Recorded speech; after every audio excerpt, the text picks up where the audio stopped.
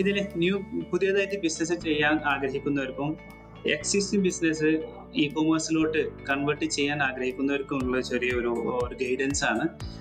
ഇതിന് പുതിയതായിട്ട് ചെയ്യാൻ ഉദ്ദേശിക്കുന്നവർക്ക് നേരത്തെ പറഞ്ഞ പോലെ 2 രൂപത്തിൽ ചെയ്യാം. ഒന്ന് ലൈസൻസ് എടുത്ത് സ്റ്റാർട്ട് ചെയ്യാം, അല്ലാന്നുണ്ടെങ്കിൽ എമിറേറ്റ്സ് സൈഡ് വെച്ചിട്ട് സ്റ്റാർട്ട് ചെയ്യാൻ പറ്റും.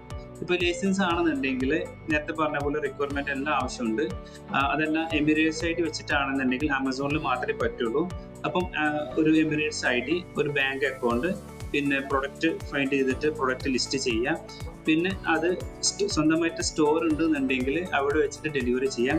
അല്ലാന്നുണ്ടെങ്കിൽ ആമസോണിന്റെ FBAക്ക് ഓട്ടോമാറ്റിക് ഡെലിവറിയിലോട്ട് കൺവേർട്ട് ചെയ്യാൻ പറ്റും, ആമസോണിന്റെ FBAയിലോട്ട്.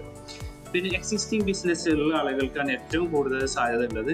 ഒന്നാമത്തെ, അവർക്ക് സ്റ്റോർ ഉണ്ട്, അവർക്ക് സ്റ്റാഫ് ഉണ്ട്, അവർക്ക് സ്റ്റോക്ക് ഉണ്ട്, അവർക്ക് ലൈസൻസ് ഉണ്ട്, ബാങ്ക് അക്കൗണ്ട് ഉണ്ട്, പ്രിന്റർ, സ്കാനറും അതെല്ലാം ഉണ്ട്. ജസ്റ്റ് ഒന്ന് സ്റ്റാർട്ട് ചെയ്താൽ മാത്രം മതി.